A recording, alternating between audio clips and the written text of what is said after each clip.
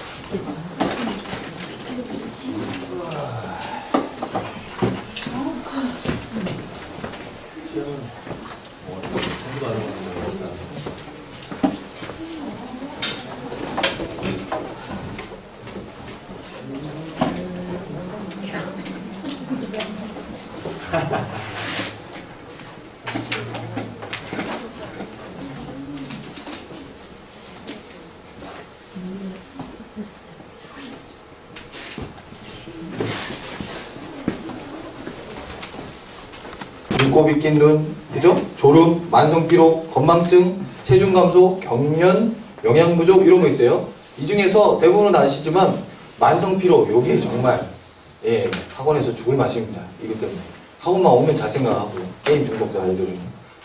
그리고 건망증, 이것도 엄청 심하죠. 학원 게임 중독하는 애들은 뭘 준비를 해오라고 하면 하나도 준비를 해옵니다. 아예 머릿속에 학원이 없는 거예요. 학원에 뭐 준비하면 뭔 숙제 이런 거 없는 겁니다. 어떻게 그렇게까지 할 수 있는지조차도 신기할 정도로. 야, 너 한번 얼마까지 해오나 보자. 제가 10번의 기회를 준다고 그랬어요. 근데 정말 10번 다 안 해오더라고요. 근데 너 왜 그러니까? 자기가 왜 그런지 모르겠대요. 이건 대책이 없는 거예요. 정말 인간이 그럴까 싶은데요. 저는 이런 걸 너무 많이 봐서 진짜 그렇습니다. 그래서 막 애들하고 내기했어요. 야, 이 아이한테 내가 숙제를 5번 낼게. 5번 중에 한 번이라도 해오나 한번 보자. 이 얘기를 그 아이 없을 때 얘기했어요. 얘기하고 5일 동안 월화수목금 5일 동안 아이한테 숙제를 냈습니다. 안 해오면 또 내고 안 해오면 또 내고 안 해오면 또 내고. 그러고 나서 일주일 지나고 나서 그 다음날 월요일날 아이한테 얘기했죠. 야, 내가 얘기했지? 그때서 간식 내기 했거든요. 그래가지고 너희들이 선생님이 이기면 너희들 사탕하고 내가 이기면 너희들한테 뭐 쏜다고 했잖아요. 근데 제가 이긴 거예요. 이게 이제 5일 동안 연속으로 안 해온 겁니다. 아이들은 그래도 해오리겠지 이렇게 생각했는데 그래서 욕을 바가지로 먹었습니다. 너 때문에 선생님한테 사탕 사줘야 된다는 둥 막 네가 사라는 둥. 걔는 영문도 모르고 자기는 그냥 수제를 안 했을 뿐인데 그런 일이 있었습니다. 정말 그래요 아이들이. 근데 더 웃긴 건 뭔지 아세요? 이렇게 중독되어 있는 부모님들한테도 똑같습니다. 중독되어 있는 부모님들한테 이 아이가 이런 상태라고 아무리 얘기해도 계속 땅에 떨어집니다. 제 말이. 정말 그게 제일 마음이 아파요. 아이는요, 부모님만 조금 바뀌면 얼마든지 바뀔 수 있는 여지가 있어요. 근데 저한테 맡겨진 건 부모예요, 아이예요? 아이잖아요. 그러니까 미치는 거예요. 그래서 아이가 나중에는 저 때문에 바꾸고 싶대요. 저 때문에라도. 근데 집에 가면 아무도 자기한테 바뀌었냐, 안 바뀌었냐, 이게 중요하다 생각하지 않는다는 거예요. 바뀌었어도 아무런 보상이 없다는 거예요. 제가 다 보상해줄 수는 없잖아요. 그럼 그때 제가 그렇다고 제가 보상해주면 안 된다니까요. 보상해주면 어떻게 돼요? 부모하고 계속 멀어진다니까요, 관계가. 근데 부모님이 협조도 안 하시고 계속 방치하시는 겁니다. 왜 그럴까요? 저는 감히 말씀드리는데 부모님도 그렇게 잘한 거예요. 그래서 정말로 저는 지금도 제 자녀들한테 얘기하는데 자녀가 무슨 잘못을 했다. 그러면 자녀는 뭐죠? 저의 거울이죠. 똑같은 겁니다. 자녀가 잘못했으면 제가 잘못하고 있는 거예요. 제가 뭔가를 잘못해봤기 때문에 그거 보고 그대로 하고 있는 거예요. 자녀 습성에서 자기가 가지고 있는 어떤 성악적인 그런 부분이 있어가지고 그걸로 스스로가 죄를 짓고 있는 그런 경우는 없습니다. 저는 없다고 생각해요. 정말 뭐 신학적으로 있다고선 치더라도 저는 그거 없을래요. 왜요? 그렇게 생각하지 않으면 아예 못 고쳐요. 예. 그냥 100%다 부모 잘못이라고 생각해야 됩니다. 근데 그런 관점에서 보면 아이를 탓할 수가 없는 거죠. 그래서 부모님하고 얘기하셔야 될 부분이 되게 많습니다. 아까도 나오잖아요. 다중지능이론 거기 보시면 절반이 실패작이에요. 그 실패작 누가 만들었다고요? 예, 부모 중에서 누가요? 예, 대부분 엄마. 그죠? 예, 바뀌셔야 됩니다. 이상해요. 엄마들은 그렇게 많이 상담도 들으시고 이것저것 다 사회활동 많이들 하시는데 주부로서 왜 그럴까요? 정말로 필요합니다. 예. 그래서 실제로 공방 같은 거 하시다 보면요.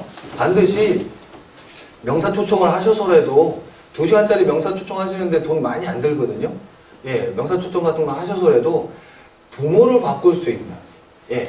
그래서 우리 학원의 가장 큰 현안 문제가 어떤 부분이다. 그런 게 있죠. 그럼 그 현안 문제가 만약에 아이들이 주의 집중을 잘 못하는 것 같다. 이러면요. 선생도 바꿔야 되고 환경도 바꿔야 되고 뭔가 내부적으로 바꿔야 될 필요성도 있지만 선생도 잘 안 바뀌는 거 아세요? 원장님 입장에서 막 얘기해봤자 다 너는 얘기해라. 나는 그냥 내다. 예, 이거 되게 많아요. 그래서 선생 반드시 의무 참석시켜야 됩니다. 세미나 여실 겁니다. 세미나 여실 때 의무 참석시키시고 그리고 부모님들, 학부모님들 오셔서 그 세미나 듣게 하셔요. 그리고 그 세미나는 세미나로 끝나셔야 됩니다. 세미나 이후에 개인 상담하시고 막 이런 것들 많이 하시거든요. 근데 그러시면 안 됩니다. 그러면 부모님들이 부담감 가지세요. 그러지 마시고 세미나는 세미나로 끝날 겁니다. 딱 얘기하시고 개인 상담은 미리 사전에 예약해 주세요. 뭐 이렇게 뒤로 돌리시거나 그러신 다음에 세미나를 오셨으면 그때 뭘 주셔야 돼요? 그때 그 뭐죠? 부모님들이 좀 예상치 못했던 좀 괜찮은 선물 같은 거 잘 정성껏 준비하셔서 꼭 주세요. 그럼 어차피 시간도 남는데 2시간 정도 듣고 어차피 또 선생님한테 또 인사도 할 겸 감사하다고 인사도 할 겸 겸사겸사 오십니다. 단 그때 그 가정통신문에다가 뭐죠? 그 사례 있죠, 사례. 예, 감사의 표시는 받지 않겠습니다. 이렇게 정중히 거절합니다. 이런 거 쓰세요. 그거 선생님 뵈러 가는데 그래도 뭐라도 뭐 바깥세를 들고 가야 되고 이런 부담 가지고 계신 분도 있거든요. 세미나 참석하라고 했는데도요. 근데 그런 부분들 위해서라도 정중하게 이렇게 거절한다는 말씀 꼭 주시고 순수하게 세미나만 들으러 오십시오. 이렇게 얘기하시고 예, 그 아이를 위해서 반드시 필요한 세미나입니다. 이렇게 얘기하시면 대부분 또 오십니다. 그래서 오셔가지고 그걸 듣는 걸 잘 보시는데 반드시 원장님이 뒤에서 같이 들어주셔야 돼요. 같이 들어주셔야 나중에 그 같은 세미나를 들었기 때문에 그걸로 뭐해요? 전화 상담 가능한 거예요. 전화를 할 때 그때 그 강사분이 오셔서 그런 얘기 했잖아요. 그러면 이제 서로 이게 통하거든요. 우리 그거 한번 해보자고요. 뭐 이런 얘기도 할 수 있고 새로운 해결책이 막 나와요. 그리고 또 뭐 보셔야 되냐면 아이들의 습성, 잘못된 습성들이 있는데 부모님들이 이게 앉으시잖아요. 그럼 세미나 맨 뒷자리 가셔가지고 부모님들이 어느 부모님인지 알죠? 그래서 그 아이 이름을 적어보세요. 아이 이름 다 적고, 그러니까 그 부모님 성함을 잘 모르실 수 있으니까 아이 이름을 다 적으세요. 그래서 계속 세미나 강사를 들으시면서 뭐 하셔야 돼요? 부모님들이 어느 정도로 집중해서 어떻게 듣는지를 보셔요. 보면 아이들의 습성이 그대로 또 나오는 경우 되게 많아요. 예. 그럼 거기다 메모를 하셔요. 메모를 하시고 나서 나중에 아이가 이렇게 못하는 것에 대해서 정말 대놓고 엄마도 잘 못 들으시던데 뭐 이렇게 얘기하지 마시고 예. 나중에 이걸 어떻게 하세요? 아이한테 얘기하세요. 아이한테. 야, 너가 이렇게 못하는 건 네 잘못 아니라고. 예. 어머니도 보니까 세미나 들을 때 야, 잘 집중 못 하시더라. 예. 그럼 이거 엄마 탓일까? 그건 아니야. 그건 아니고 너 어머니가 그렇다고 너도 그러는 게 아니고 너도 엄마를 이해해보렴. 이렇게 얘기하시고 엄마도 너를 이해했으면 참 좋겠는데 아직 거기까지는 아니니까 선생님이 너 대신에 얘기를 좀 해볼게. 그러면 나중에는 엄마한테만 많이 기대하실 필요가 없으시게 되는 거죠. 예, 저 어머님도 저러시구나. 이해하는 방편으로 쓰시라는 거예요. 정지하지 마시고요. 저 엄마는 여기 와서도 좋네. 자식도 졸더니 저 엄마도 좋네. 이러지 마시고요. 예, 그렇게 쓰시면 안 됩니다. 그 다음 보겠습니다. 2번이요. 정신 및 행동 증상, 환각, 피해망상, 헛소리, 과도한 흥분, 취한 행동, 초조 불안, 잦은 짜증, 공격적 행위, 사고력의 저하, 수업 집중 곤란, 언어와 맞춤법의 변화. 다 나타나는 현상이에요. 정말로 다 나타납니다. 정말로. 그 중에서 짜증부터 시작해서 끝까지는 학원에서 아주 많이 보는 거죠. 짜증, 자증, 공격적 행위, 사고력 저하, 수업 집중 곤란, 언어와 맞춤법의 변화. 예, 아이가 지금 뭐가 빠져있는지 이렇게 쓰는 단어를 보면 알 수 있어요. 예, 쓰는 단어를 자세히 보시면 갑자기 안 쓰는 단어를 쓰면 제가 도대체 누구랑 놀러 다니는 거야? 무슨 게임을 하고 있는 거야? 대충은 아실 수 있어요. 그럼 그거를 물어보세요. 어머니한테. 제가 잘 몰라서 전화드리는 건데요. 아이가 이런 단어를 쓰는데 아이한테 무슨 변화가 있냐고. 물어보면 영락없이 나옵니다. 최근에 이상한 친구 사귀었다는 둥. 예, 최근에 뭐 휴대폰을 새로 바꿔줬는데 애가 거기서 뭘 하는지 뭐 하는지 모르겠는데 하여튼 뭐 그런 변화가 있었다니. 뭐 변화가 있어요. 그럼 그때 사전 차단을 하셔야죠. 저희 초등학교 3, 4학년 반 경우는 무슨 교육이 돼 있냐면 게임을 하되 막 죽이고 피 흘리고 뭐 이런 거 있죠. 예, 그런 게임 폭력성이 좀 심한 거예요. 그런 게임 하면 알아서 해 이거예요. 예, 그 게임은 절대로 안 됩니다. 쉬는 시간 때 저희 게임 하게 해요. 근데 휴대폰 게임 하게 하는데 그 게임 하면 다 신고하라고 합니다. 예, 그러니까 서로가 서로를 봐요. 그러다가 갑자기 몇 주 전에도 얘기했는데 갑자기 저한테 오더니 원장님 제 서든어택이에요 막 이래요. 서든어택이 벌써 모바일 버전이 나온지 저는 몰랐는데 예, 그 서든어택이 막 총으로 칼로 막 죽이는 거거든요. 피 팍 터지고 막 이런 건데 그걸 4학년짜리가 하고 있는 거예요. 근데 그걸 아주 큰 소리로 막 달려와서 고자질 하는 거죠. 그러니까 애가 뜨끔하더니 아 내가 정신줄을 놨구나. 그래서 예, 그게 딱 옵니다. 저 가죠. 어떻게 할래? 지울게요. 예, 그러더니 바로 지우더라고요. 예, 초반엔 지우기 쉬워요. 근데 한참 나중에 발견하면 못 지워요. 예, 아이가 한번 빠지면 소노트 같은 거 중독성 엄청 강하단 말이에요. 그래서 막 또 물어봤어요. 다 지우고 나서 확실히 지웠지? 예, 지웠다. 근데 너 그거 왜 했냐? 아니요, 그냥 친구들이 너무 재밌다고 해보라고 해서 그냥 생각 없이 했는데요. 예, 다시는 안 할게요. 이렇게. 예, 근데 정말로 그 이후에 안 합니다. 예, 그 초반에 잡아주면 애들이 할 수 있는데 그런 것들을 놓치다 보면 부모님들 다 놓쳐요. 그러니까 학원에서는 조기에 발견되는 일이 되게 많기 때문에 그리고 학생들이 서로가 서로 감시하면 괜찮습니다. 예, 좋아요. 아예 못하게 하는 건 아니잖아요. 그죠? 그 다음 보겠습니다. 정서적인 증상, 무책임한 행동들, 논쟁적인 행동들, 동기의 결여, 건망증, 태만, 거짓말, 친구들과의 단절 혹은 변화, 가족 활동에서의 불참석, 반항과 불복종. 이 중에서요, 친구 관계의 단절 혹은 변화 일어나는 애들 되게 많습니다. 예, 온라인 게임, 그나마 온라인 게임하고 네트워크 게임하는 애들은 친구라도 사귀어요. 근데 혼자 하는 게임, 1인 게임 되게 많거든요? 그거 하는 애들은 친구하고 축구도 싫고 농구도 싫대, 다 싫대, 그냥. 혼자 게임만 하겠대요. 이런 애들 있으면 정말 안 좋죠. 그 두 번째 것도 보세요. 가족 활동에 불참석. 예. 공부가 핑계가 아닌 게임 때문에 일부러, 저 그냥 혼자 공부할게 이러면서 가족들 다 설날에 어디 가고 자기 혼자 남아서 실컷 게임하고. 이런 애들 많죠. 그죠? 그러니까 가족 활동 그냥 안 하려고 하는 애들. 어디 결혼식 같이 가자고 하면 죽어도 안 간다고 하는 애들. 예. 이런 애들이 많이 생기죠. 4번 보겠습니다. 기타 증상, 빠른 기가 혹은 늦은 기가. 요거 되게 많아요. 예, 갑자기 일찍 와요. 막 계속 일찍 와요. 왜 일찍 오게요? 온라인상으로 벌써 그 친구도 다 일찍 집에 가 있는 거예요. 예, 그래서 카톡으로 하죠. 야, 준비됐냐?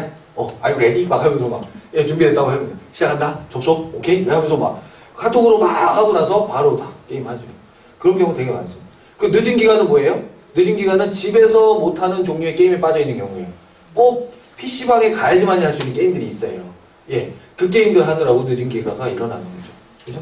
그 다음에 성적 하락은 당연할 것이고 부모님 지갑에서 돈이 사라지는 거. 단순히 도둑질로만 하면은 별로 나쁜 일이 아닐 수도 있겠다고 판단할 수 있지만 반드시 물어보셔야 돼요. 돈이 사라지면 그 돈 어디다 썼는지 반드시 물어보셔야 돼요. 예, 근데 그 돈을 PC방에 썼다. 예, 그 정도면은 중독입니다. 단순히 초기 단계에서부터 도둑질 하지 않아요. 예, 맨 처음에는 절제하고 다 있는 돈 안에서만 있는 돈 다 떨어질 때까지만 합니다. 그러다가 나중에는 남의 돈에 손을 대는 거지요. 예, 어떤 애들은 부모님 지갑에 손 대는 거 대신에 뭐 하는 경우가 많냐면 다른 아이들 거 책이나 학용품을 훔쳐다가 그걸 팝니다. 다시 친구들한테 싸게 헐값에 팝니다. 중고등학생들도 문제집 중에 누가 새 거 샀다고 딱 보면 이렇게 있다고 보면 저쪽에 누가 새 거 산 거 딱 보이거든요. 예, 그럼 그 아이가 거기다가 이름 쓰기 전에 훔쳐버리죠. 예, 훔쳐서 나중에 한참 잠잠해진 이후에 다시 팔죠. 그런 경우 많아요. 예, 그리고 어떤 애들은 대담하게 서점 가서 다시 팔아버립니다. 예, 서점 가서 정가 받고 그런 애들도 있는데 작은 서점에서는 그게 가능하잖아요. 그죠? 예. 야, 너 그거 어디서 샀어? 나도 사야 되는데. 막 이러면서. 그죠? 근데 그걸 이미 팔아버렸으니까 자기는 없으니까 자기 의심하지 않거든요. 예, 그렇게 지능적으로 서점에 가지고 팔아가지고 하는 애들도 있습니다.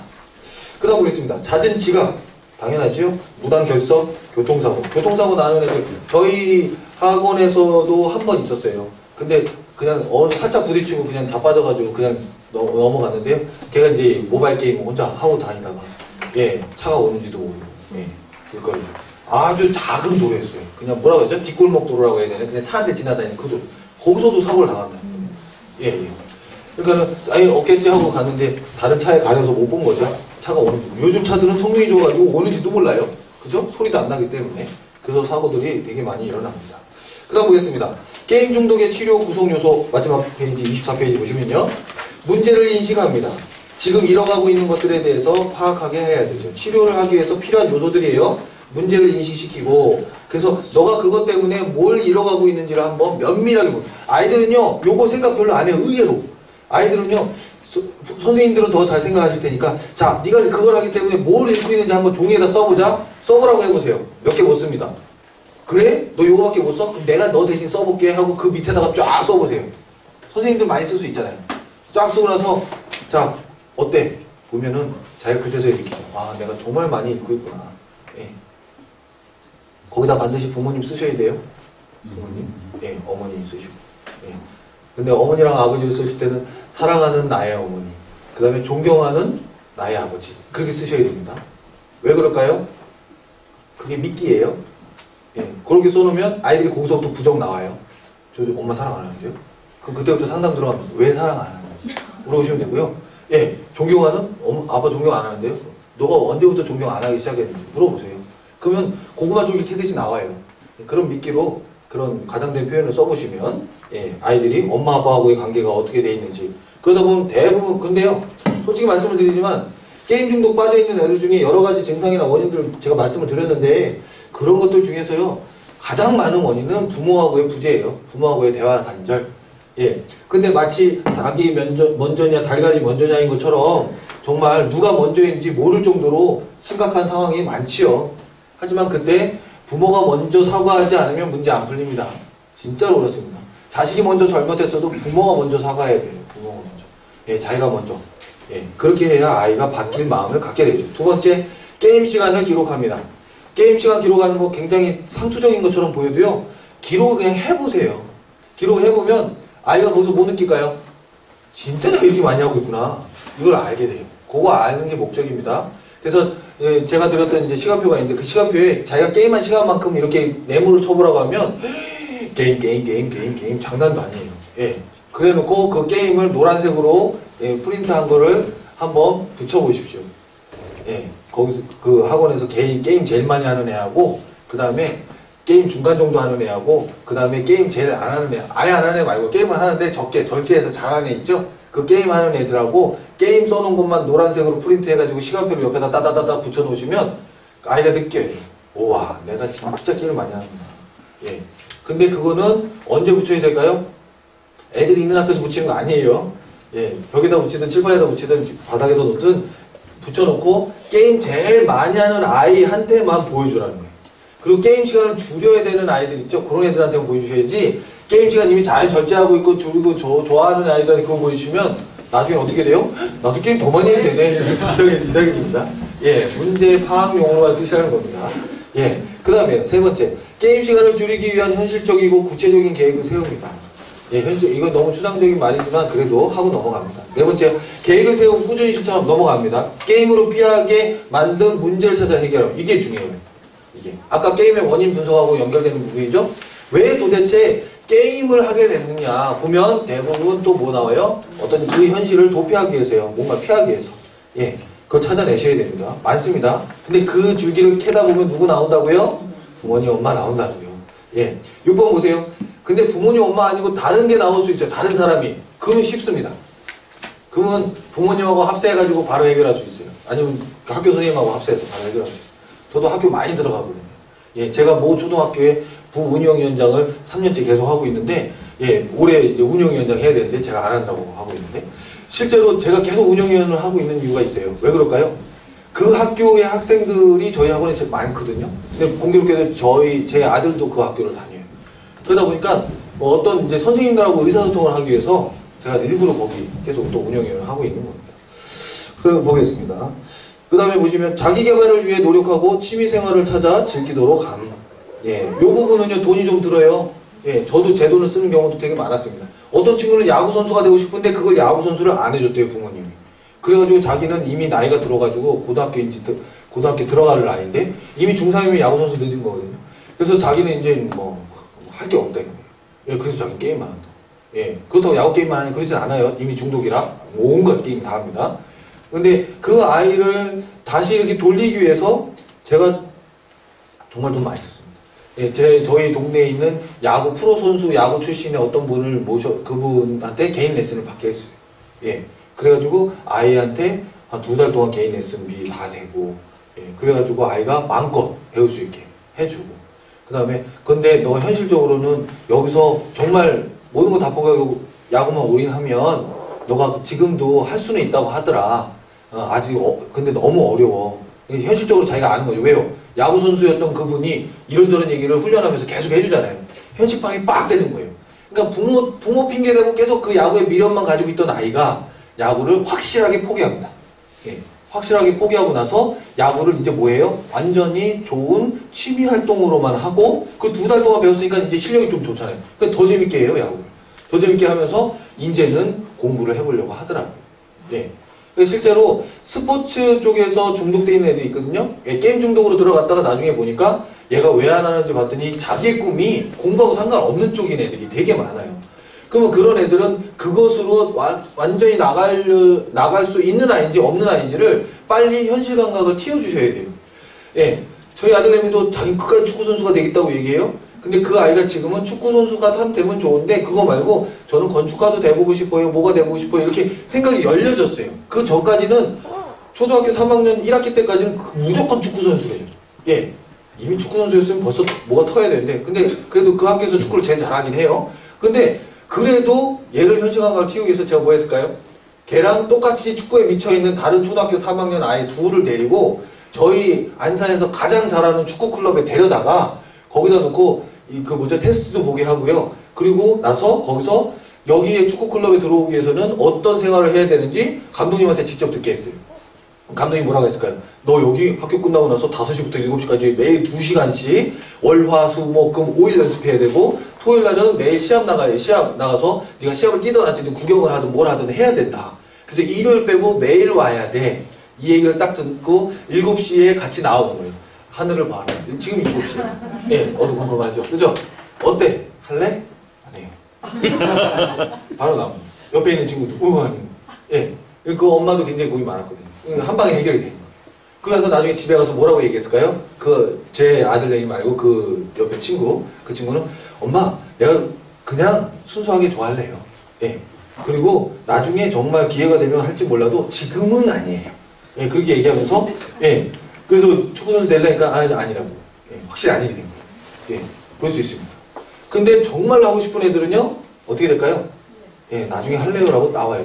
정말 지금 아니라고 해도 나중에 스물스물 말 시키지도 않는데 와가지고 저 거기 다시 한번 가면 안 될까? 이런 얘기 해요. 예, 그렇게 엄하게 했는데도 불구하고. 예, 그런 애들은 정말 보내야죠. 그 다음 보겠습니다. 현실 생활 속의 인간관계를 강화하도록 함. 이게 뭐 누구랑 해야 돼요? 어머니랑 하셔야 됩니다. 이게 제일 중요해요. 예. 근데 결론 보겠습니다. 치료보다도 치료한다는 생각을 하지 마시고요. 병으로 인정하는 건 참 좋은데요. 치료한다고 생각하지 마시고 어떻게 하셔야 돼요?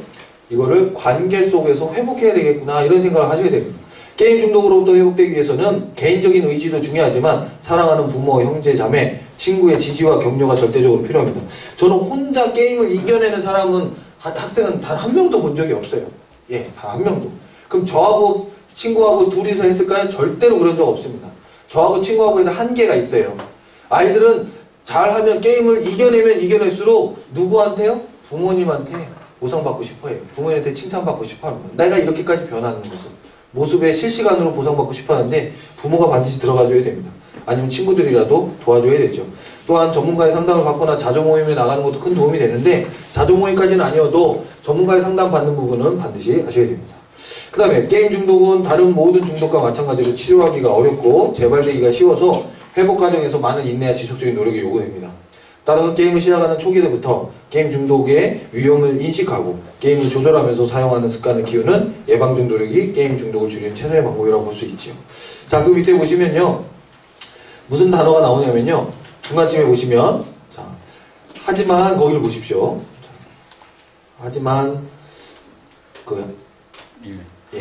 이 세상의 많은 학생들은 하늘아버지의 사랑을 채 경험하기도 전에 육신의 아버지에게 이미 상처를 많이 받았습니다.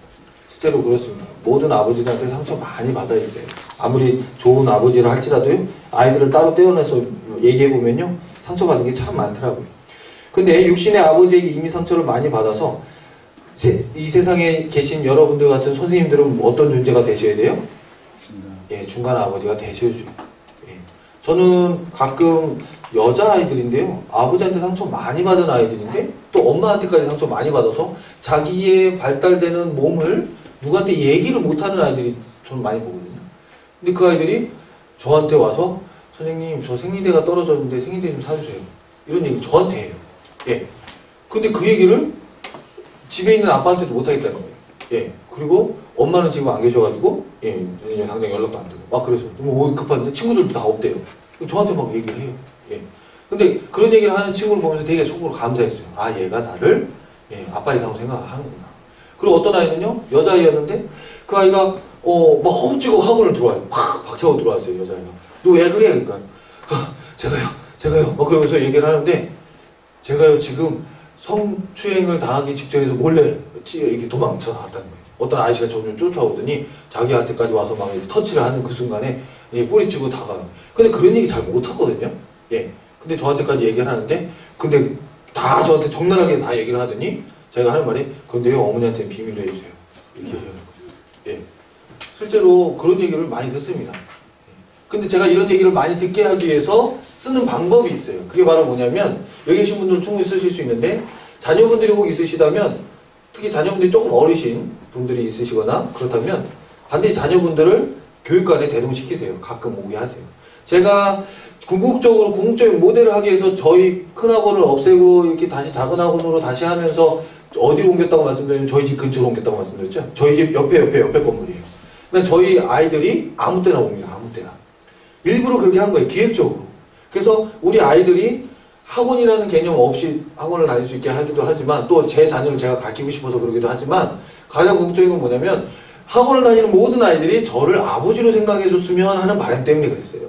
그래서 저희 아이들이 6세대는 아이, 11세대는 아이들이 아무 때나 학원에 와서 아빠한테 인사하고, 그리고 또 아무 때나 들어가서 거기는 형님들하고 다 인사하고, 형 안녕 말하면서 인사해요. 6살 아이들 삐쭉삐쭉거리면서 그냥 다 열어봐요. 이렇게 다 열어보는데, 제가 선생님이고 학생들한테 다 부탁을 해놨죠. 우리 자녀가 혹 오면 그건 뭐냐면 잠깐 놀 수 있는 기회라고 얘기했어요. 그 애들 다 좋다고 해요.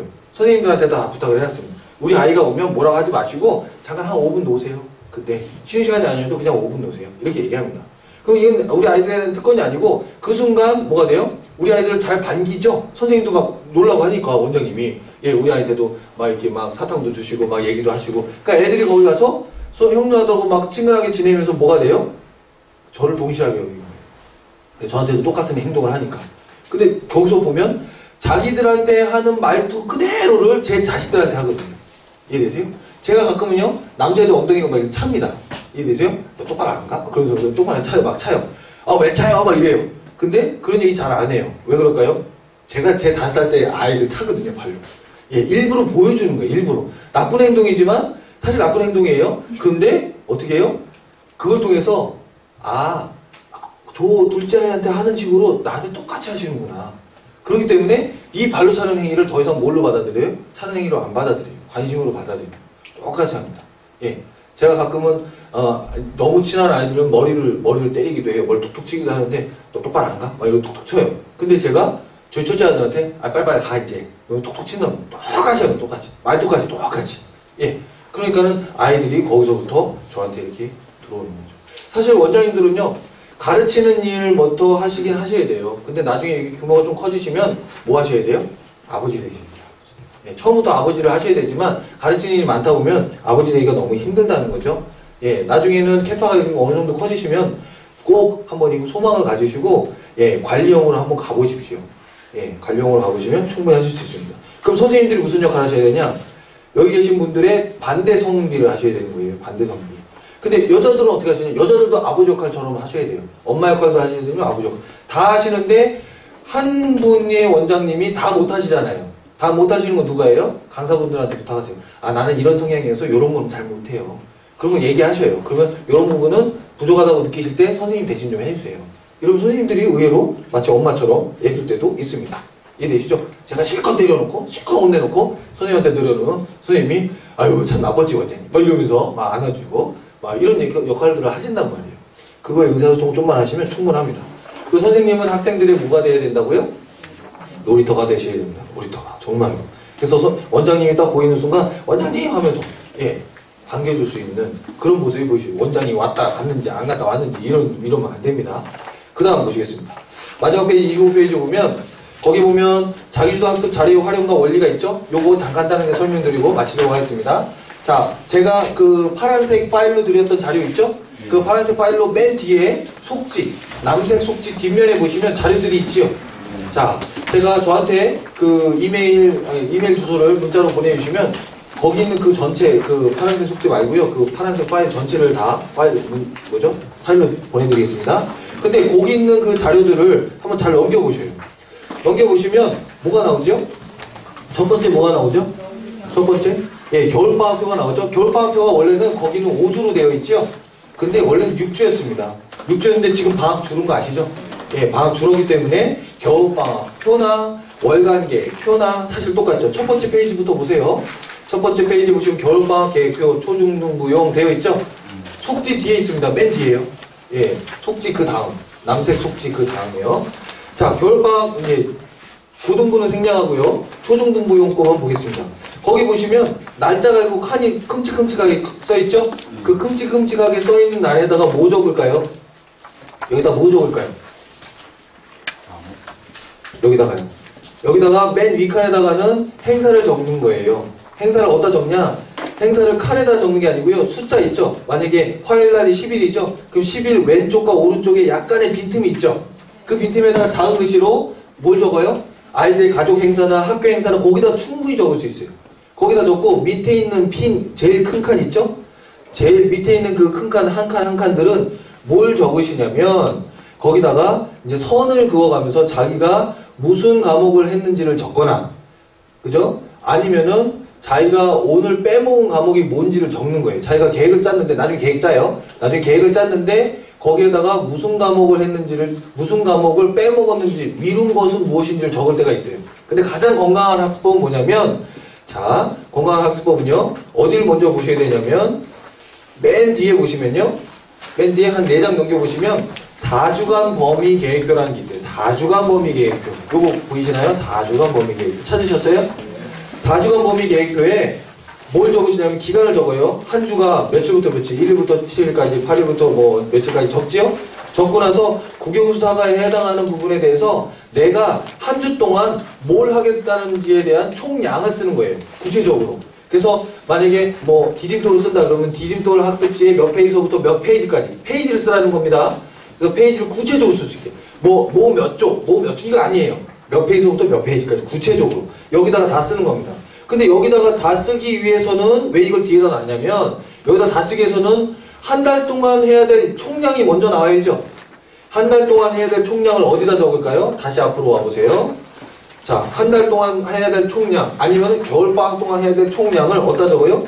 맨 밑에다 적는 겁니다. 맨 밑에 주요 교과목별 목표 여기다가 총량을 적는 거예요. 그래 내가 겨울방학 동안 내가 디딤돌을 한 권 끝내겠다. 그럼 한 권 이렇게 쓰면 되는 거예요. 예, 내가 어떤 해법 수학책을 몇 페이지부터 몇 페이지까지 내가 겨울방학 동안 해보겠다. 아니면 어떤 걸 2번 읽어보겠다. 이런 걸 총량을 여기다 적는 거예요. 수학책도 여러 개가 있죠. 나중에 솔로몬 교육을 통해서 여러 가지 학습 기자재를 활용하시다 보면 수학도 여러 가지 수학이 있고 영어도 여러 가지 영어가 있듯이 여기다가 세세하게 적어보는 겁니다. 오른쪽에 있는 자기개발 목표는 아이가 지키든 안 지키든 구체적으로 쓰게끔 꼭 해주세요. 그래서 내가 체력을 위해서 줄넘기를 하겠다고 하면 줄넘기 100번 이렇게 쓰지 마시고 줄넘기를 무슨 요일날 몇 번씩 할 것인지 최대한 구체적으로 여기다 써보라고 합니다. 여기 써보는 거 보면 나중에 매달 겹치는 한이 있더라도 꼭 쓰게 하세요. 쓰게 해보시면 아이들이 이걸 가지고 최소한 한 개씩이라도 지키려고 노력을 합니다. 선생님이 언급을 자주 하면 할수록 더 잘 지키고요. 그리고 나중에는 여기는 효도하고 체력하고 교양 적성 있죠? 요걸 가지고 별도로 상을 한 달에 한 번씩 주시면 더 좋습니다. 한 달에 한 번씩 한 2, 3천 원짜리 되는 걸로 예, 효도상, 교양상 이런 거 있죠? 자기 적성을 개발한 적성 개발상 이런 거 주시면 돼요. 얼만큼 했는지 나중에 계속 한 주간 동안 이렇게 체크해 보시면 되잖아요. 그죠? 자, 그러면 다시 올라오셔서 달력같이 생겨 보이시는 그 표에다가 뭘 적으면 될까요? 여기는. 제가 다 알려드렸는데. 맨 처음에 전체 총량을 적죠. 월간 계획이든 겨울방학 계획이든 총량 적었어요. 아까 4주간 계획표 보이셨죠? 거기 뭐 하는 거예요? 4주로 쪼개서 거기다 써보는 거예요. 쪼개서 써보면 아 내가 너무 많이 계획을 잡았네 이렇게 돼요. 그러면 계획을 줄이죠. 그러면 다시 총량도 줄이는 거예요. 그래서 수정을 하죠. 왔다 갔다 하면서 아이가 수정합니다. 그래서 4주간의 계획표가 쫙 나오면 한 주에 얼만큼의 양이 나오죠. 한 주 동안 해법 수학을 1페이지부터 50페이지 이렇게 나오면 그 50페이지를 언제 할 거냐고. 언제. 그거를 요 달력처럼 생긴 것에다가 쓰는 겁니다. 오늘 해야 될 분량. 해법 50페이지. 해법 1페이지부터 50페이지니까 자기가 근데 월화수목금토일 7일이 있죠. 이 7일 중에 어떻게 하셔야 되냐. 잘 지키는 성향의 아이들은 5일만 체크하겠습니다. 자, 1페이지부터 50페이지까지 양이 있어요? 그러면 그걸 5일로 나누는 거죠. 일률적으로 10페이지씩 나눠도 되고 아이의 성향에 맞춰서 야 네가 좀 생각해봐. 그러면서 뭐가 나올까요? 계획표가 나와야 돼요. 그 위에 보시면 가족계획이나 학교계획 행사 같은 거 적으라고 했죠? 먼저 적습니다. 그거 먼저 달력 그거 숫자 양 옆에다가 먼저 적고 운동회가 있어요. 10일날 운동회가 있는데 10일날 운동회가 있는데 그날 숙제하고 싶겠습니까? 안 하죠? 그러니까 그거에 감안해서 50페이지를 5일 동안 잘 나눠보라는 겁니다. 그럼 누구는 월요일날은 10페이지였다가 화요일날은 20페이지였다가 운동회 날은 안 하고 그다음에 목요일날은 뭐 15페이지 하고 뭐 이렇게 바뀌겠죠? 그렇게 해서 아이들이 총량을 나눠서 쓸 수 있게 쓰는 거예요. 그래놓고 왜 5일만 적냐? 이건 잘하는 아이들 기준이에요. 5일을 적으면 일요일날은 공부 안 시키는 기준으로 하셔도 됩니다. 그럼 토요일날이 남죠? 토요일날 뭐 할까요? 토요일날 일주일 동안 미뤘던 거 다 해내기. 완충지대를 주셔야 되는 거예요. 근데 잘 못하는 애들이 있어요. 계획이 그냥 계획으로 끝나는 애들. 그런 애들은 어떻게 해야 될까요? 4일로 줄이셔야 돼요. 4일로 줄이셔가지고 수요일하고 토요일날 완충지를 주시고 월화해고 월화 때 못한 거 어떻게 해요? 그거를 수요일날 끝낼 수 있도록. 수요일날은 아무것도 못하게. 수요일날은 뭐만 해요? 월화 때 못한 것만 하는 거예요. 그럼 애들이 그걸 역용해 먹어요. 어떻게 할까요? 수요일날 놀고 싶어서 월화일날 잘합니다. 근데 아이들은 월화일날 잘하고 목금에 잘하면 4일이나 잘한 거죠. 계획 다 지킨 거죠. 그게 최고입니다. 이해되시죠? 예. 완충지대를 2개 수토로 넣으시냐 토요일날로 넣으시냐 그런 거는 그렇게 해보시기 바랍니다. 근데요 요때 단점이 하나 있습니다. 그게 바로 뭐냐, 여기는 천편일률적으로 되어 있는 것처럼 보이죠. 제가 요일로 그냥 간단하게 설명을 드렸는데 요게 요일이 움직여요. 움직이는 게 제일 중요합니다. 안 움직이면 안 돼요. 어떻게 움직여야 되냐면요, 아이가 아까 얘기했잖아요. 잘하는 아이 기준으로 며칠 공부한다고요? 5일. 5일 다음에 완충지대예요. 그러니까는 이거를 시작하는 시점이 만약 11일이다. 12일부터 하겠대요. 그럼 어떻게 해야 돼요? 10일, 2일부터 세는 거죠? 그래서 10일, 목, 금, 토, 3일 하고 일요일날 안 한다고 하면 월, 화까지 한 다음에 완충지대가 어디로 돼요? 수요일이 되는 거예요. 이해되시죠? 그래서 수요일날 완충지대를 넣을 수 있게 그렇게 요일을 조작하셔야 돼요. 근데 이 요일을 가급적 토요일로 하고 싶으시다. 이러면 어떻게 할까요? 아예 월요일부터 시작을 하시면 되는 거라 말씀드린 거죠. 되셨죠? 예. 그리고 부득불 월요일부터 해서 토요일날 이렇게 했는데 중간에 막 연휴가 끼거나 뭐가 껴버려요. 끼면 어떻게 될까요? 틀어지죠? 그 틀어지는 걸 무시하고 하셔도 되고 무시하는 대신에 양을 줄여주면 돼요. 추석이고 설날이니까 공부 많이 안 해도 된다고. 그렇게 줄여놓고 완충지대를 계속 토요일로 유지하셔도 되고 그때 그냥 틀어서 다른 요일로 완충지대를 바꾸셔도 됩니다. 그렇게 해서 사용하시는 계획표입니다. 그럼 넘겨보셔요. 2페이지 넘기시면 2월 계획표, 뭐 이렇게 뭐 3월 계획표 나오죠? 3월 계획표 초등부, 고등부용 있죠? 똑같습니다. 예, 원래는 6주, 5주로 줄여놨던 것을 그냥 지금은 월 계획표나 방학 계획표나 방학이 줄어서 똑같습니다. 4주간 범위 계획표 뭐 쓰는지 이제 아시겠죠? 예, 그 다음에 넘겨보시면 시간표가 나옵니다. 주간 시간표. 이 주간 시간표는요, 첫 번째 흰색은 계획표고요. 그 다음 장 넘기시면 제목에 파란색으로 되어 있죠? 파란색으로 되어 있는 건 실천표입니다. 2개를 작성하는 꼴인데 어떻게 작성하냐면요, 아이들이 30분마다 거기를 작성하죠. 작성하는 요령은 그 밑에 제가 잘 적어놨습니다. 그 밑에 잘 적혀있죠. 1번부터 쭈쭈쭈쭈 뭐는 작성하면 안 되고 뭐는 빼야 되고 이런 것들 잘 적어놨습니다. 그거 보시면서 쭉 하셔야 되고요. 그리고 그러면 아이들이 가장 많이 하는 질문이 뭐냐면요. 도대체 이 계획표에다 뭘 넣어야 돼요? 이럽니다. 그 계획표에다 넣을 것들 거기다 적어놨죠? 오른쪽 아래 보십시오. 계획표에 쓸 때 적을 것들 해서 우선 개인 일정을 먼저 씁니다. 이 순서대로 하셔야 돼요. 개인 일정을 먼저 씁니다. 각종 행사나 약속들을 먼저 써요. 어디다 쓸까요? 맨 꼭대기 보시면 개인 일정 쓰는 날 있죠? 네. 그 다음에 계획표 일정 쓰는 날 있죠? 네. 거기에 그 두 줄이 있어요. 그 두 줄에다가 위에는 개인 일정 쓰고 아래는 각종 행사나 학교 행사 같은 거 쓰게 되어 있습니다. 그리고 맨 오른쪽에 보면 이름이라고 써 있죠? 네. 거기다가 자기 이름 쓸 수 있게 하세요. 거기 이름 적는 날이라서 제가 거기 써놓은 겁니다. 거기다가 이름을 적거나 그 위에서 이름을 적어도 됩니다. 그리고요, 그 밑에 보시면 7시에 가서 기상시간 있죠? 기상시간은 자기가 일어난 시간 생각해서 그때그때 적어야 됩니다. 근데 이거를 아이들이 계획을 짜는 거니까 일률적으로 한 방에 적겠죠? 그죠? 그 다음에 그 뒷페이지 계획표를 보세요. 계획표. 계획표를 보시면 어떻게 돼 있어요? 개인 일정을 그대로 옮겨 적는 난이 있죠?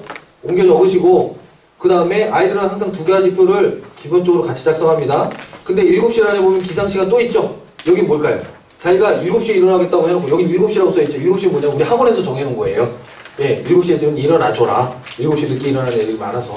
그죠? 그러면 7시, 자기가 여기다가 요일별로 언제 일어나겠다고 써온 다음에 그것을 어떻게 지키는지 실천표에다 자기가 실제로 일어난 시간을 매일 쓰는 겁니다. 이해되시죠? 이거 몰아서 쓰면 기억 못해서 못 씁니다. 그래서 아이들이 매일매일 쓸 수 있는지 그 점검하는 시간, 그걸 가지시면 됩니다. 근데요, 이거 365일 해야 되나요? 절대 못합니다. 언제 하시라고요? 제가 왜 겨울방학 시간표를 알려드렸냐면 한 달, 겨울방학이나 아니면 월간으로 한 달만 해보시라고. 한 달만. 예. 절대로 이걸 매일 하시라고 생각해놓고 희지부지 돼가지고 이건 안 돼. 이러시면 안 돼요. 마치 바카스 선전하는 것처럼 하루 해보고 나서 동그라미 원 그래프 그리죠?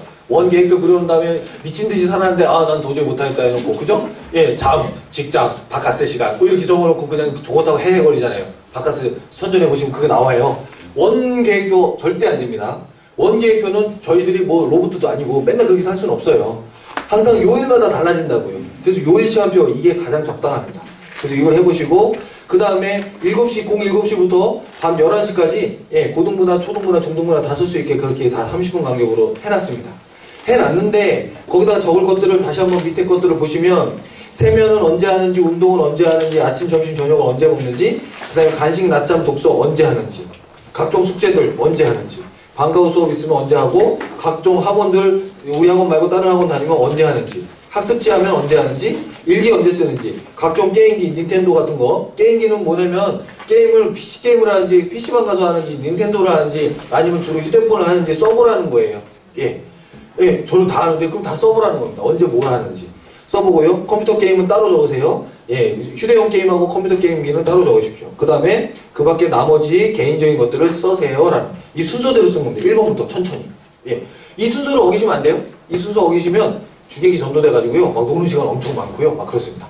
그래서 이 순서대로 써보게 하시면 아이들이 양심상 그렇게 많이 못 늡니다. 계획적으로. 예, 그래서 아이들이 선생님이 별로 얘기하지 않으셔도 이 순서대로만 반드시 지켜서 해봐 합니다. 근데 요거를 언제 하셔야 된다고요? 수업 시간에 하셔야 돼요. 수업 시간에 한 번. 예, 작성해와 이건 안 돼요. 그 자리에서 자 1번 우선 개인 일정을 적는다. 적어. 다 적으라고. 다 적었냐? 2번 해도 돼. 그래서 2번 해놓고 세면 언제 할래? 세면을 뭘 적어요? 적으라니까. 네, 적어요. 예. 그럼 어떤 애들은 여자애들 같은 경우는 세면이 1시간이에요. 이렇게 보세요. 그럼 어떻게 해요? 왜 하는지 물어보세요. 정말 1시간 걸리는 애도 있지만 아닌 애들은 줄이라고 합니다. 그렇게 줄여서 뭘 만들어셔야 되냐? 빈틈이 얼만큼 있는지, 너희들이 생각하지 못하는 빈 시간, 허무한 시간, 그냥 버린 시간이 얼만큼 있는지 쫙 빼는 겁니다. 그러면 정말 아이들이요 심심해져요. 여기 이렇게 시간이 많이 나오는데 이제 더 이상 못 넣죠? 나중에 여기 15분까지 넣고 놔도요 막 시간이 막 남아요. 못 넣죠? 그때부터는 이제 너가 오늘 해야 될 일들을 다 빼곡하게 넣었으면 남은 시간은 너의 자유잖아요. 예, 그 자유를 위해서 그래요? 여기 다 내 시간이 남아냐? 이렇죠? 그럼 아이들이 희망찬 얼굴로 뭐 할까요? 선생님 이거 조정해도 돼요? 이런 얘기해요. 맨 처음에 생각 없이 막 기대하다가 나중에는 쉬는 시간이 막 흩어져 있는 거예요. 30분 하셔야 돼요. 흩어져 있다니까 어떻게 해요? 특히 방학 때 그런데 이걸 좀 모르면 안 될까요? 뭐 이래요. 그럼 네 마음대로 해. 그때부터 지우개로 빡빡 지우죠. 다시 지우개를 지워서 다시 몰아서 자기가 딱딱 언제 놀 거라고 딱 정합니다. 그래서 반드시 방학 때는 반드시 무슨 얘기를 해줘야 되냐면 방학 때는 야 너희들이 노는 시간 정해놨지? 이거 다른 친구들이 언제 이 시간 말고 다른 시간에 놀자고 하면 어떻게 해야 되냐 물어보셔야 돼요. 그러면 끌려가야 돼요? 아니죠. 오히려 반대로 얘기해요. 야, 너 시간 있냐? 이렇게 물어보면 어떻게 해야 돼? 계획표를 피고, 그죠? 마치 비즈니스맨이 된 것처럼. 그죠? 나는 말이야, 3시부터 6시까지 놀 수 있어. 왜? 지금 못 놀아? 못 놀아. 이렇게 얘기를 할 수 있게 교육을 시키셔야 돼요. 그렇게 하면 뭐가 좋냐라고 했을 때 마음껏 놀 수 있다. 부모님한테 안 혼날 수 있다. 그리고 너가 친구들의 스케줄을 주도할 수 있다가 돼요. 예. 이거 해보시면 애들 되게 좋아합니다. 자기가 딱 대빵이 된 걸 느낀대요. 그래서 아이들이요, 몇 번 하다 보면 너 도대체 뭐 하는데? 나 계획표 써, 계획표. 계획표대로 해야 돼. 몇 번 하다 보면 애들이 방학 때, 맨 처음에는 방학 딱 되면 애 놀자, 아무 때나 놀자 전화 오죠? 근데 나중에는 전화가 바뀝니다. 어떻게 바뀔까요? 다른 친구들이, 예, 야, 너 내일, 그죠? 너 오늘 몇 시에 놀아야 돼? 물어봐요. 그럼 그 시간에 다 맞춰줘요. 다른 애들이. 예, 되게 편합니다. 그리고요, 나중에는 무슨 전화가 오냐면, 야, 오늘 월요일인데 우리 수요일날 놀기로 했는데 너 수요일날 몇 시에 시간 몇? 이렇게 뭘 혼날 거를 물어봅니다. 근데 어떻게 해요? 다 대답해 줄 수 있잖아요. 수요일날 가만히 있어봐. 그래놓고 그죠? 너 나 3시부터 6시까지 비워. 네, 그때 꼭 시간 빼줘. 이러면 다 맞춰줍니다. 생일 잔치까지 맞춰줘요.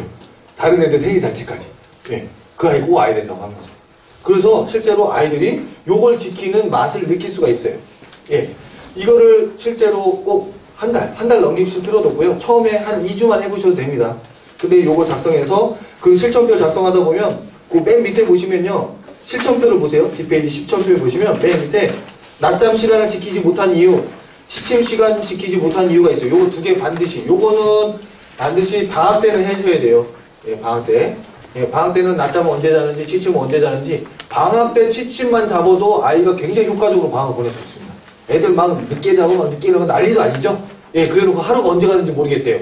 예, 학원에 오는 게 하루의 시작이고, 학원을 떠나면은 하루 다 나간다. 예, 여기서 2시간밖에 안 배워놓고. 왜요? 어두워지니까. 그죠? 하고 끝났대요. 예, 해질 때쯤에 일어나가지고. 해질 때쯤에 나가놓고 하루 끝났답니다.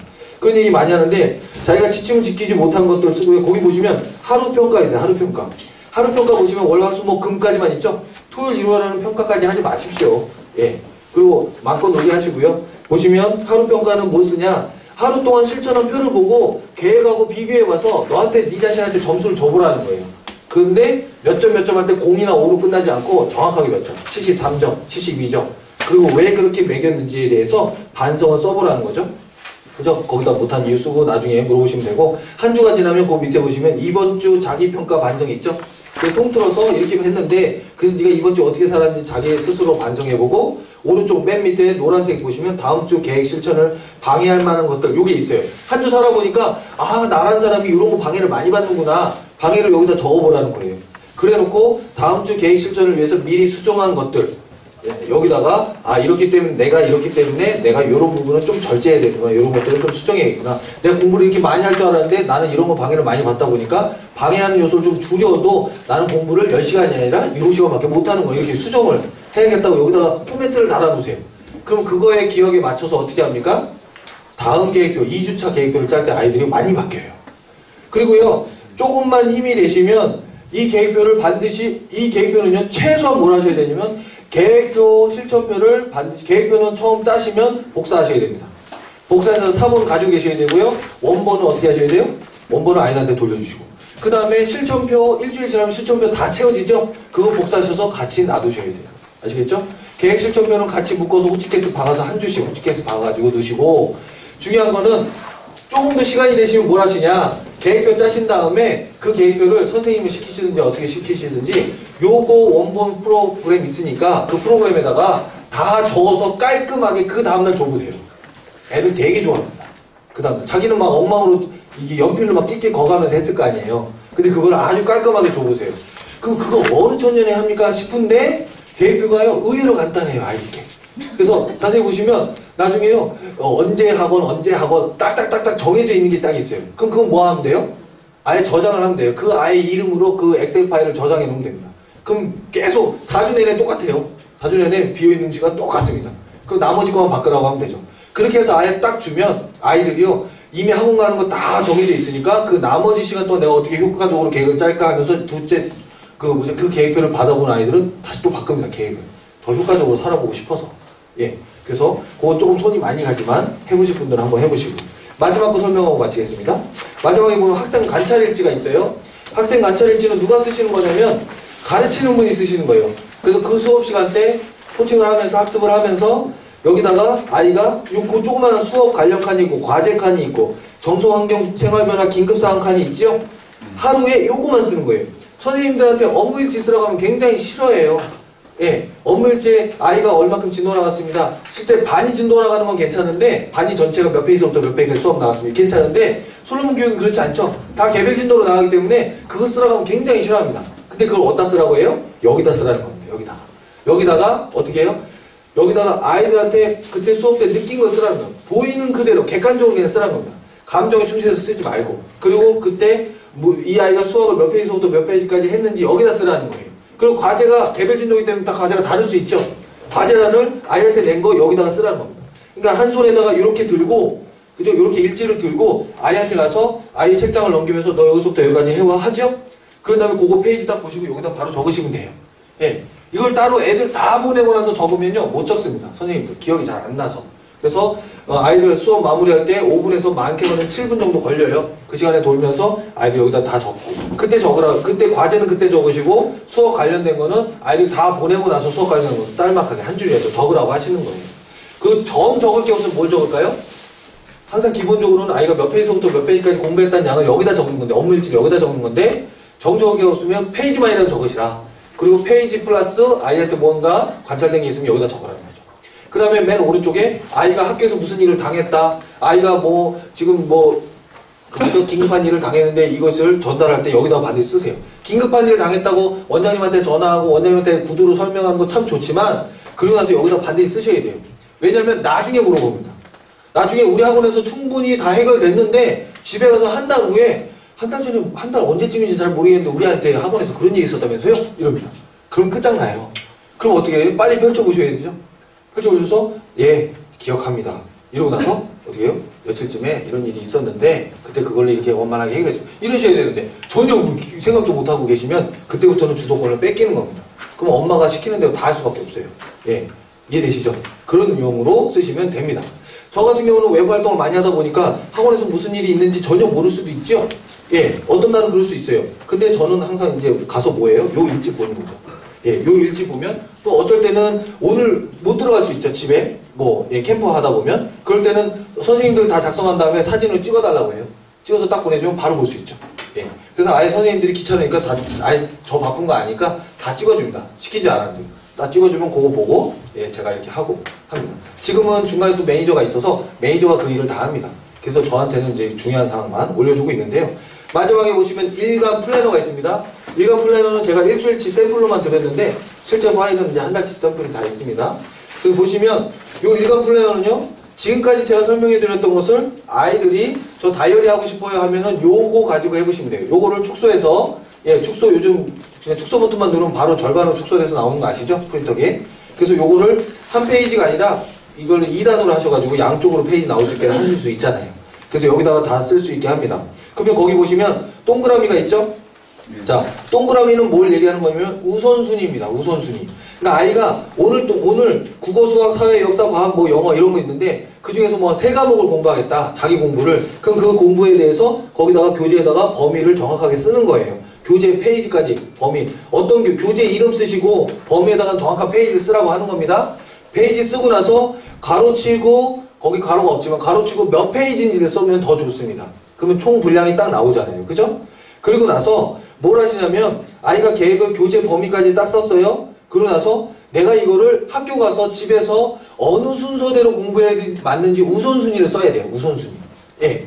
그냥 국어서부터 수학 이렇게 하면 안 되잖아요. 그죠? 우선순위를 거기 그 동그라미란에다가 1, 2, 3, 4, 5번을 쓰는 겁니다. 그러다가 나중에 상황에 따라 우선순위가 바뀔 수도 있죠. 하지만 우선순위를 먼저 써보라고 하는 겁니다. 오른쪽으로 넘어오시면 아이가 하루 동안 그걸 지킨 것에 대한 실천과 평가를 쓰는 거죠. 그래서 실제로 실천을 쓰고 실천은 어떻게 쓰냐면 페이지를 했으면 1페이지부터 10페이지까지 하기로 했으면 자기가 실천을 1페이지부터 7페이지까지만 했다 이렇게 쓰는 거죠. 그러면 뒤에 평가에다가 내가 3페이지를 못했다. 아니면 다 할 수 있었는데 무슨 일이 있어서 못했다. 그래서 나는 내한테 점수를 준다면 요 한계에 대한 점수를 쓰는 거예요.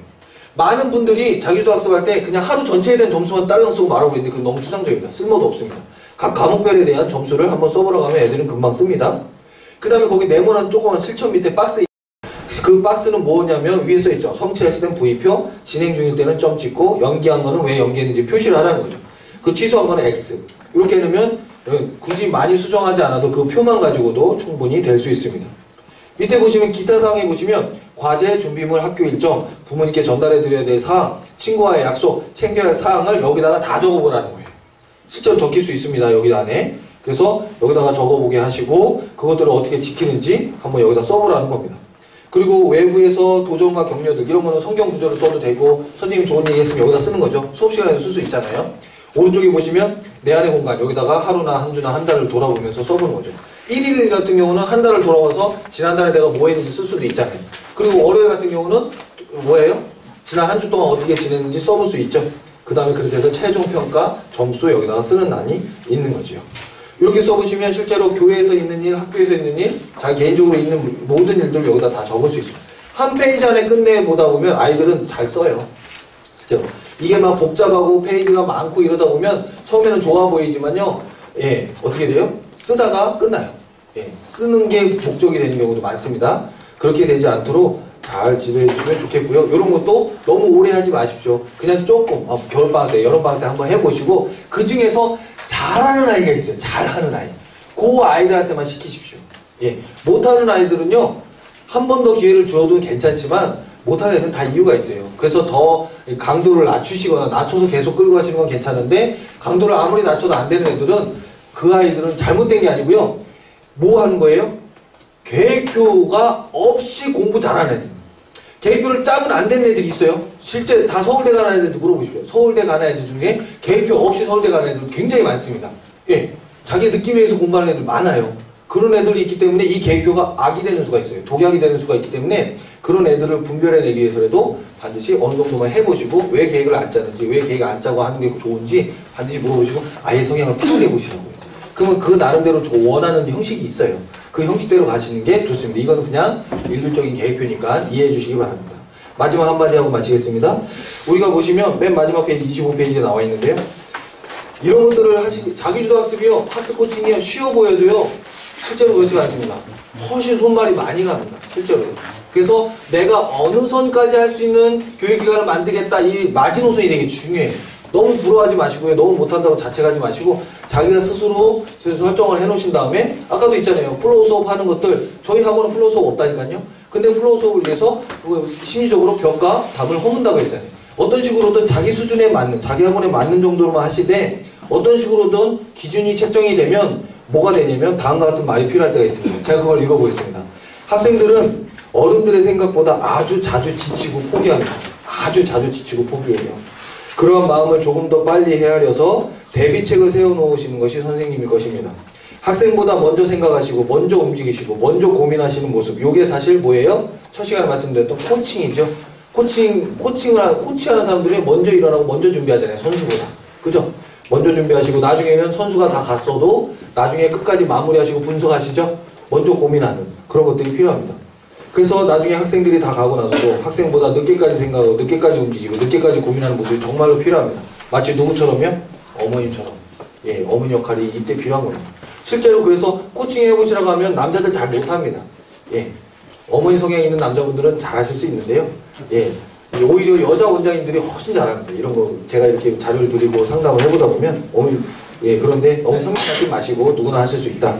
그 선생님들은 학생들의 나침반이 되어주시면 좋겠습니다. 이런 틀이 귀하게 쓰이기를 믿고요. 이렇게 8시간 동안 경청해 주셔서 진심으로 감사를 드립니다. 박수 마치겠습니다. 감사합니다.